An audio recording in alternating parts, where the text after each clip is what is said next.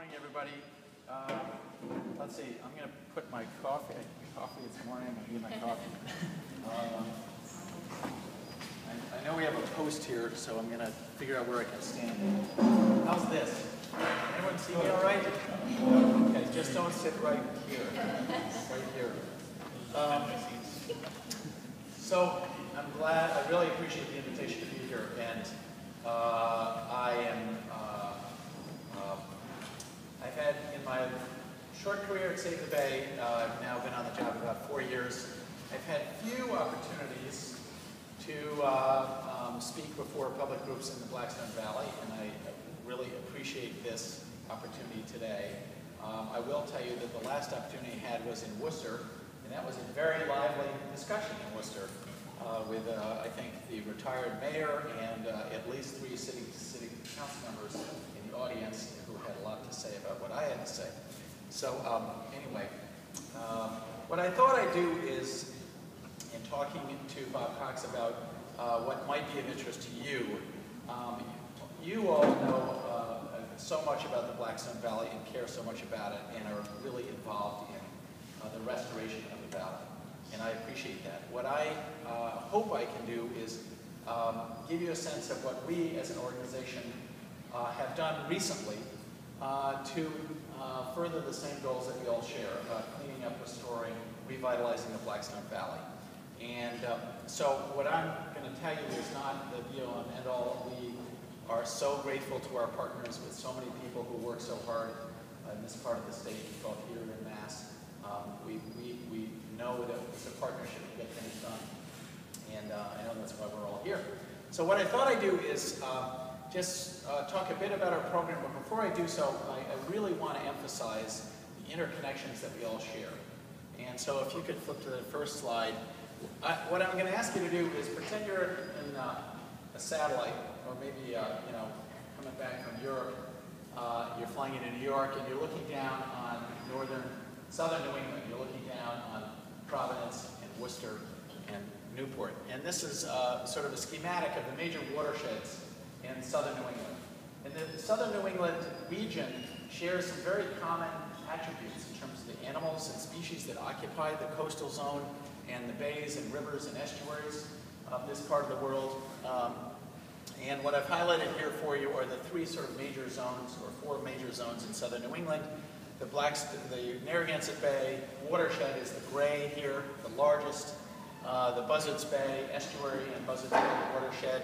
The South Cape, basically the Cape to Chatham, which is well known to us all. And then, of course, the Woodpawcatuck River system in the lower left-hand corner. And, of course, in white there are the salt glacial moraines in southern Rhode Island. So let's take a closer look at, sort of as we zoom in on this part of the world, what it really looks like. So if you hit the next slide. What's that? No, I'm good. I'm not going to point too much. So this is a little bit hard to see, but now we're drilling in on Narragansett Bay, looking at the Narragansett Bay watershed. And of course, the 2 main tributaries to the Narragansett Bay are the Blackstone and the Taunton. And you could not devise 2 more radically different watersheds. The Taunton was never heavily industrialized. There's very little elevation gradient from the highest elevations in the Taunton Basin. It's really more of a plain than as compared with the Blackstone, which has a great degree of elevation drop from the uplands north of Worcester down to Narragansett Bay. And as a result, we have, as you all know, a very heavily industrialized waterway here in the Blackstone and a relatively undeveloped region in the Taunton. And of course, in the sort of, I guess you'd call it, I don't know what you'd call it, mauve color, greenish, olive green is the Patuxent, which is much like the Blackstone heavily industrialized waterway. Okay, if you could flip the next one. This doesn't show up very well. This is Narragansett Bay, so I'll move on from this and come back to this. So what I've done here is, now we're zooming in. This is a Google Earth shot of Worcester. So rain falls in the north. Anything that runs off the streets runs into the Blackstone. And where does it go? Next slide. It goes to Woonsocket. And in Woonsocket, we add more runoff and more pollution from people. People live here. People have to live here. But we do produce a lot of waste. Human waste and other waste. And of course, at the end of the river, next one, is our capital city in Rhode Island of Providence, which is a huge city with a big population, large, primarily all covered with roads, buildings, parking lots, and so forth. So all of everything runs downhill, as you all know, and the challenges of managing and reducing the pollutants that enter into the system are really, as you know, very, very complex. Let's go to the next slide. So one of the things we work very hard throughout our programs to try and make these connections, help people understand the connections between where they live and their own local resource, as in this case the Blackstone River, and also the larger resource to our south, in terms of water resource, that would be Narragansett Bay. When people understand those connections, they appreciate the impact they can have, and we hope over time they'll understand that it's of their own interest and their own interest to take care of it. And I made this comment in Worcester when I was up there in June. The Blackstone, part of my message for the folks in Worcester is, don't clean up the Blackstone River because I'm telling you to. Clean up the Blackstone River because it's your own resource. It's right here in your city and has tremendous historical and cultural value and ecological value, and it's worth doing for its own sake. And that's the message I hope that everyone understands when you look at environmental issues. As an organization, we have three main areas of emphasis: advocacy, restoration, and education. We feel it's very important that you have all three because they all intersect to serve the same goal. Education is critical because when you educate the general public and young people about a resource, about the ecological threats to the resource, they tend to take more interest and care more about it and take action to support your work.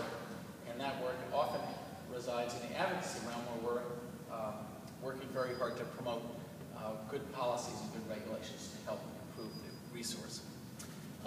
Let's flip to the next slide if we could. So what I'd like to do is give you an update of a number of things we've been doing over the last 12 months.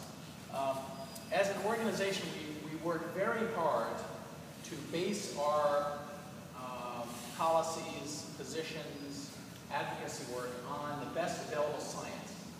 And we look to many of our partners in Massachusetts and especially Rhode Island for that scientific research. Tom Uva from the Bay Commission is here. The Bay Commission has an incredible wealth of knowledge about wastewater treatment plants, about how to operate them efficiently, and how to get the most improvement in water quality for the least available dollar, although it can be expensive. We have, of course, the University of Rhode Island, the Graduate School of Oceanography, Brown University, Roger Williams. All these institutions do a lot of research that we rely on to base our policies and positions on. We are also very active in generating some of the data that is used by these institutions to study and understand how the ecosystem works. This is an example of a project that we have with Woods Hole Oceanographic that is now about 6 months into the project. Woods Hole came to us and asked us for support for basically a carbon tracing project they're doing in 4 major rivers in the region, the 3 main tributaries to Narragansett Bay, and also the Wood Pawcatuck system, where they're basically identifying the sources for various nutrients. So trying to trace where nutrients come from, and they can detect with their technologies that they institute the difference between nitrogen from goose poop and nitrogen from sheep bog and nitrogen from a wastewater treatment plant. So they can help trace sources which, from a policy point of view, can be helpful in understanding the relative magnitude of particular pollutants in the system. This project will go on for another 6 months. Next slide. One of the big initiatives we have, have worked, this is in the advocacy realm, have worked very hard, really starting about 18 months ago, to convince the General Assembly to give the voters an opportunity to vote for 2 bonds that would replenish the state revolving fund for wastewater and clean water infrastructure improvements and for stormwater management, green space or open space conservation, farmland preservation, and importantly, urban recreation, or recreation generally. So this is never an easy thing, especially in tough fiscal times. The General Assembly is always very cautious about increasing the indebtedness of the state. There are many, many pressures on the state, as you all know. But both of these bonds, there are two bonds, we call them the Clean Water and the Green Space bonds, will appear on the ballot thanks to the General Assembly and to the governor, who took a significant political risk by including these in his budget. We worked very hard with the governor and leadership in the General Assembly to get approval to put these on the ballot. They are now on the ballot, and you'll be hearing more from us in the next literally 10 days about why these bonds are important. One detail I want to mention for you that some of you may know or may not know, the clean water funding for both drinking water and wastewater treatment, the $20 million that we are asking the voters to approve in borrowing capacity will yield over $200 million of investment in these facilities. And the reason for that is, first, the federal government will match, the 20 million portion of that would go to match federal contributions to the wastewater treatment improvements. And then those dollars can be packaged together and sold on Wall Street into bonds that are funded by revenue bonds from various wastewater treatment plants around the region.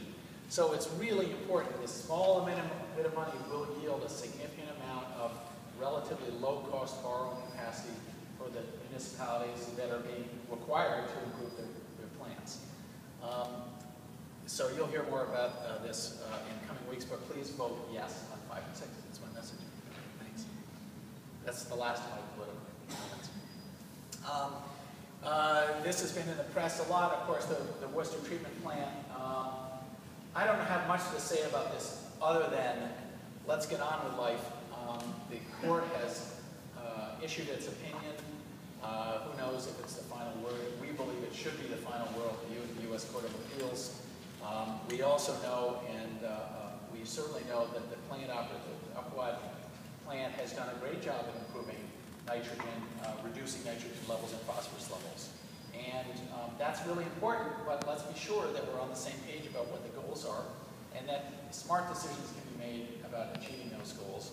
And when I say smart, I mean, balancing the investment cost and the beneficial result.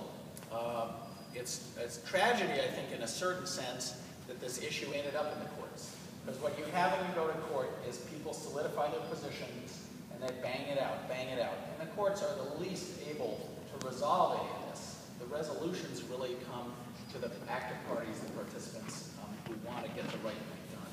And I think that would be true of the plant operators. So we hope that we'll see some real progress here, but we also know that the plant has made good progress. Thanks. Stormwater is a big issue, polluted runoff, and if you were to order of magnitude these sources of nitrogen and phosphorus that enter the river, of course, it's the biggest source. Single sources are the big outfalls from the wastewater treatment plants, but the second largest source is runoff from the landscape, and much of that comes from our cities. And solving that problem is incredibly difficult. Now, instead of having one plant that you have to upgrade, you have to deal with vast acreage of land that's landscaped, that is heavily used, urbanized, and so forth. I would say that this is I want to say this is a major strategic focus for Save the Bay, to try and create funding mechanisms that will allow municipalities to make improvements in stormwater remediation. And we have had some success in Rhode Island in getting several communities, or working with several communities, on creating a funding mechanism for stormwater and wastewater improvements, including the City of Providence, which has expressed interest in exploring the feasibility of creating what's called a stormwater utility district. I put the Narragansett Bay Commission service area map here, actually, and it's hard to see. It's actually the white area with the black names of the communities. Not the whole state of Rhode Island. Tom, I'm not putting you on the hook for the whole state. Okay, we're up for a challenge. As many of you probably know, the Bay Commission is already the biggest stormwater manager in the state because of the combined system in Providence, and the Bay Commission brings tremendous resources to addressing a stormwater problem in the greater Providence area, the 9 cities and towns. And we are hopeful that we can make some progress between interest in the city's part capabilities of the Bay Commission and the opportunities to engage other communities, Pawtucket, Central Falls, and the like, and looking for ways to address this funding problem, potentially through a stormwater utility district. The interesting thing about the creation of these districts are, first, that there are several really good examples around the country where these have been developed and deployed. Philadelphia has one, Chicago is looking at it, a couple of communities in Maryland. And they have the effect of creating incentives for property owners to improve their property, improve from the point of view of retaining and reducing the amount of polluted runoff into their local tributaries. And that's important because that's the goal here, is to actually not just create revenue streams, but create progress. And of course, you know, ultimately, if your city leadership or town leadership is going to ask the voters of a town to embrace a new funding mechanism, one must be careful about how one talks about it. You will never hear us, well, there's a term that I won't use, and there's a term I will use, and that is that we view this runoff as polluted water. That's what it is, by and large. And we're encouraging voters to understand, or helping voters to understand, the nature of runoff and how it can damage the resources that we have locally, ponds, rivers, streams.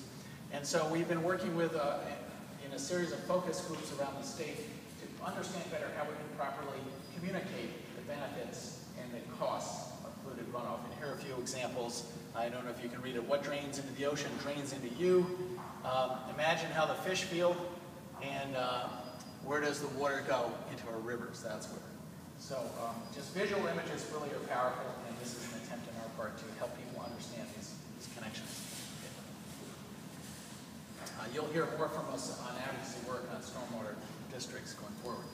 Restoration, let's talk about restoration for a minute. We have a habitat restoration program. We've been doing it now for 18 years, 17 years.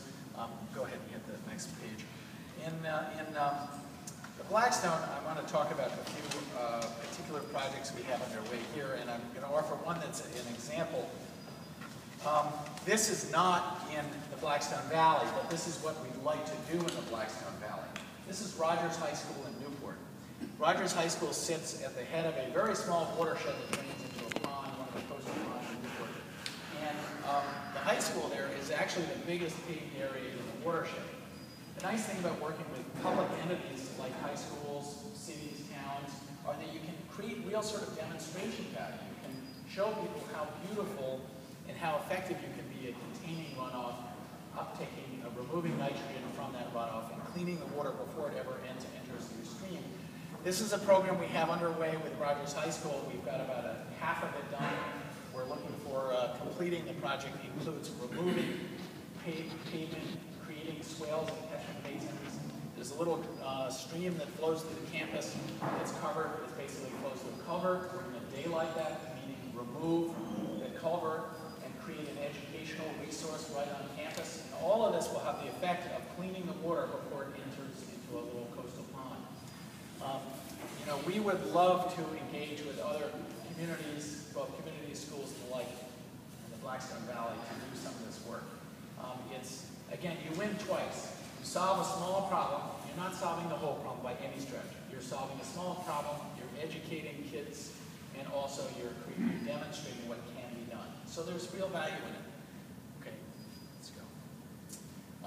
Many of you I know have worked on rain gardens. We are doing a lot of rain garden promotion around the region. Happens to be one down in Westerly. We're doing rain gardens all over the state. We've got a big rain garden project at Mount Hope High School in Bristol.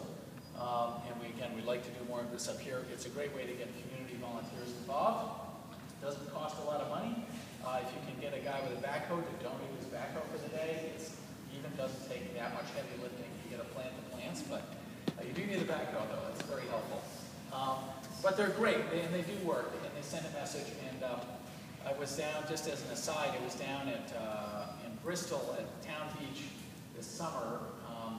And there's a big parking lot there. I don't know if some of you have seen the parking lot at Town Beach in Bristol, but it is spectacular. It's nothing, yes, a paved parking lot, but between each section of pavement are these beautiful swales that are seeded in with wildflowers. It's just spectacular. The whole place is covered with flowers, and it looks great.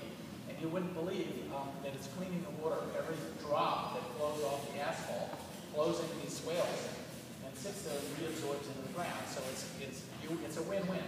You know, it looks better. You don't have to maintain it in the same way, and you clean the water.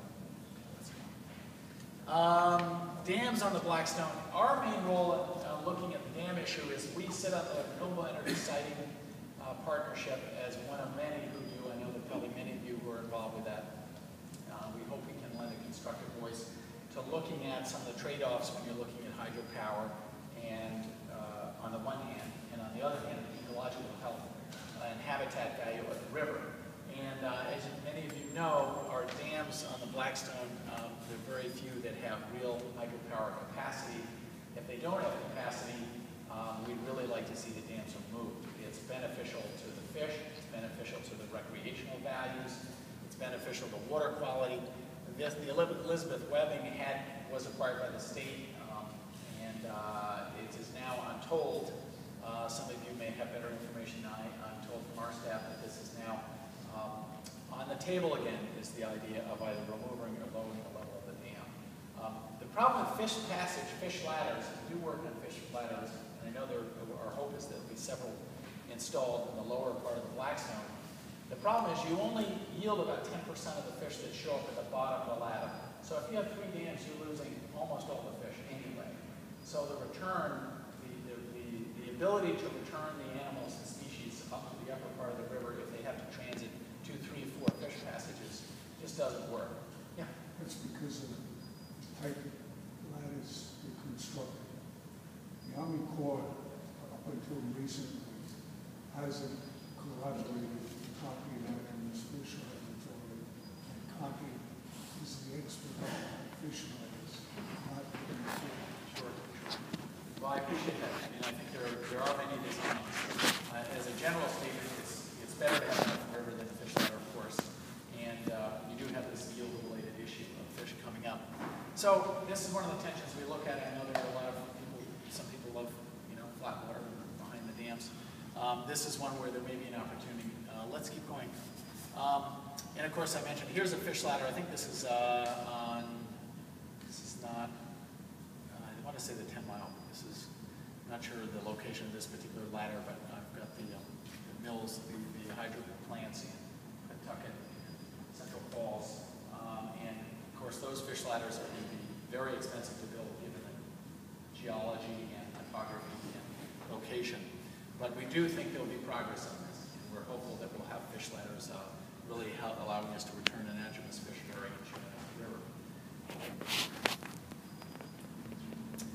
So last but not least, I want to spend a few minutes on our education program. We have a lot going in the Blackstone Valley, and I'll share with you a few of the programs, one of which I want to, we could certainly use your help in promoting. We have a program in Central Falls called Narragansett-based Field Studies. It's with Central Falls High School.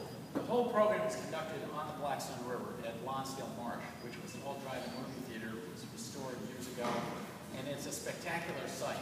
And just to share with you this sort of the impact of this program on the kids in that community.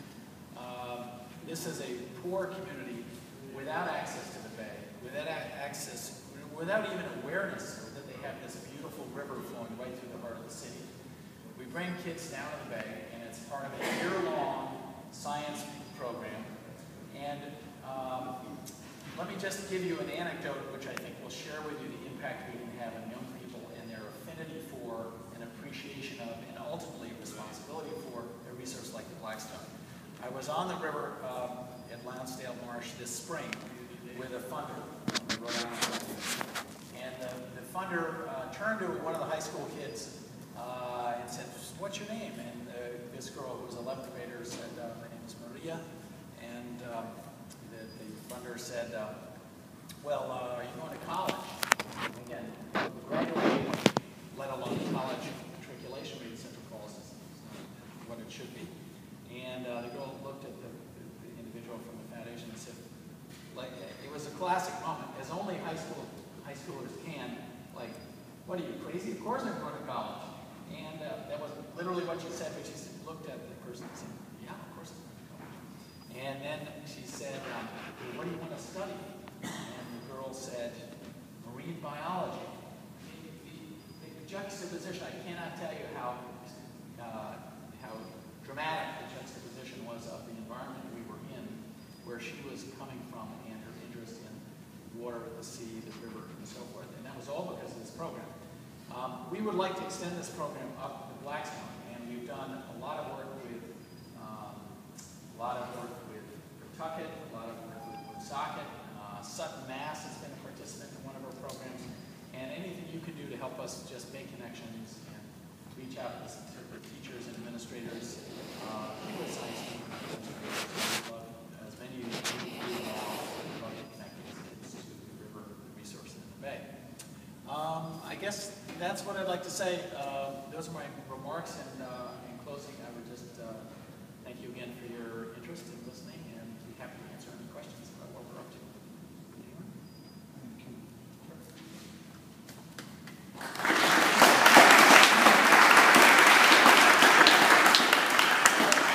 Questions people have, don't feel like you've got to put me on the spot, but go for it. The program demonstrates what age group. So the question is, what age group do we serve in our school programs? We do elementary, middle, and high school. We typically, I would say the bulk of our students are middle and high school, but we do program with elementary school kids too, and we do both school day programs, after school programs. For example, we have a big program in the city of Providence through CASA. We also do it with Woonsocket, is after school programming, and we also do a lot of programming in the summer camps. I'm working with probably one of the greatest middle school teachers in the state of Rhode Island, Mary Ann Gurr. Her efforts, we just completed City of Rhode Island 2011 9/11 Day of Remembrance Grant. We put in a nature trail and gave kids access to a stream back with cooperative school in Homewood. They could trout crossing in the school. And it's a perfect Yeah, good idea.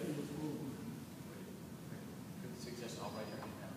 Thank you. I was wondering, with your focus group research about issues of stormwater, were there any particular surprises you found in that research about barriers or hurdles that were people understanding how big the stormwater problem? I didn't attend. We've had two. I did not attend them, and I'm not sure I can answer that directly. I'm not aware of anything but the obvious. Some of the obvious issues that many people just don't realize where the stormwater goes. They don't understand it goes in the hole.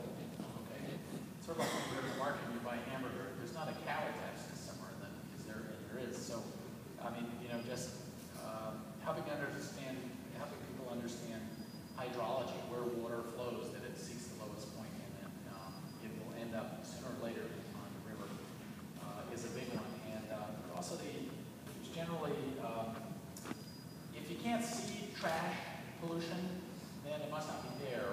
And the water, of course, carries a lot of dissolved pollutants, nitrogen being one, and hydrocarbons and other things off the roads. So that's helpful too to help people understand these. But it's a great question. I will see if I can. Any other questions? Yeah. Just do a little self-promotion. I run the Explorer on Blackstone, who brings the kids mostly for Pawtucket, Central Falls, and Harlan, but there's other schools as well. Great time each year. Great. Thank you. Thank you, everybody.